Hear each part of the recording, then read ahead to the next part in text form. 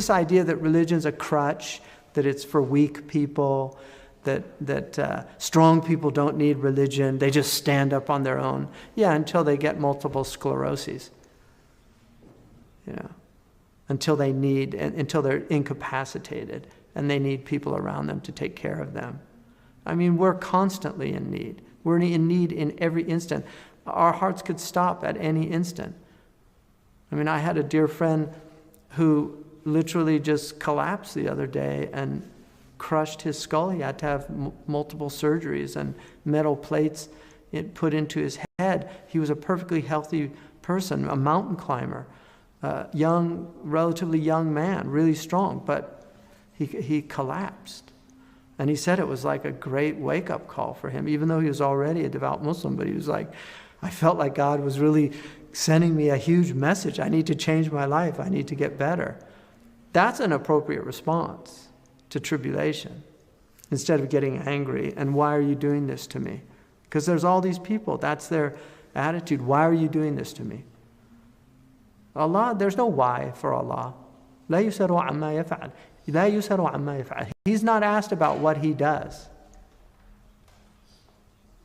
He's not asked about what he does. But you will be asked. They will be asked about what they're doing. وَإِذَا لَقُوا الَّذِينَ آمَنُوا قَالُوا آمَنَّا وَإِذَا خَلَوْا إِلَى شَيَاطِينِهِمْ قالوا إن معكم إنما نحن مستهزئون إن معكم إنما نحن مستهزئون. And when they encounter those who believe, they say, we believe. But when they are alone with their obsessions, and that's very interesting. خَلَوْا إِلَى شَيَاطِينِهِمْ. Khalwa is to be alone. And one of the things that Dr. Cleary really, he had a great knowledge of the mind, and wrote many books on meditation and on the mind.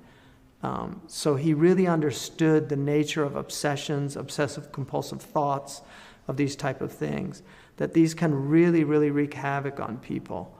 And so shayateen are like obsessions. There's this constant waswasa that goes on. And they say, we're with you, إِنَّمَا نَحْنُ مُسْتَهْزِئُونَ. So we're with you, we're just mocking them. Istihza, kafaynak al-mustahzi'in. The mustahzi'in all had terrible outcomes. Allahu yastahzi'u bihim.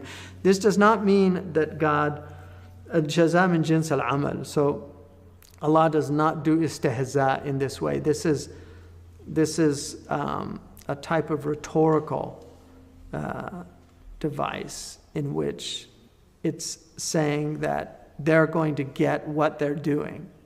So, Allahu yastahzi'u bihim wa yamudduhum fi tughyanihim ya'mahun. And amplifying their outrages as they wander astray. أولئك الذين اشتروا الضلالة بالهدى فما ربحت تجارتهم وما كانوا مهتدين. They are the ones who have bartered guidance for error. So they traded guidance for error. They gave up their guidance for this dalala. فَمَا رَبِحَتْ تِجَارَتُهُمْ. This is a beautiful expression that the Prophet ﷺ used when Suhaib al-Rumi made his famous hijrah.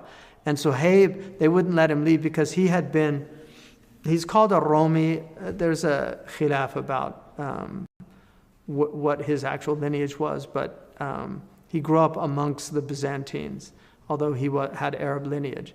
So, but they said, you came to us a foreigner and you became wealthy here. We're not going to let you leave without your wealth. So he gave up all. He just said, you can have it all. I just want to go be with the Prophet ﷺ. So when he got to Medina, without telling the Prophet what he did, because the angel told the Prophet what he did, he said, رَبِحَتْ تِجَارَتُكَ يَا أَبَا يَحْيَى. Your tijara was profitable. Because he gave up all of his dunya for akhirah. And these people do the very opposite of that. مثلهم كمثل الذي استوقد نارا فلما أضاءت ما حوله ذهب الله بنورهم وتركهم في ظلمات لا يبصرون. What they are like is one who lit a fire, and when it illumined everything around, God took their light and left them in darkness unseeing. So one of the things about life is that people do have insights and they do have periods. Winston Churchill famously said, everybody stumbles onto the truth at least once in their life.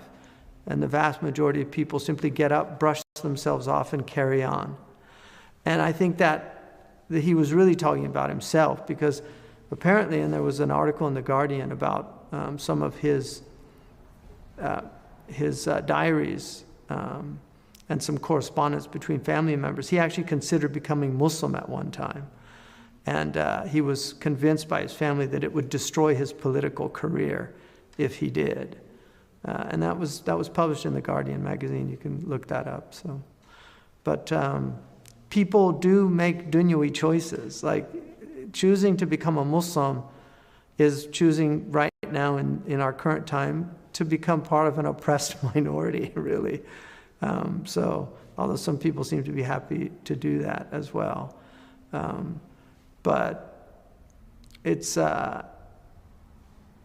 nobody said it was going to be easy, and Allah promises with the hardship ease. So there's great difficulties in becoming Muslim at a time when the Muslim world is so beleaguered and the Muslims don't look particularly like they're flourishing as a community.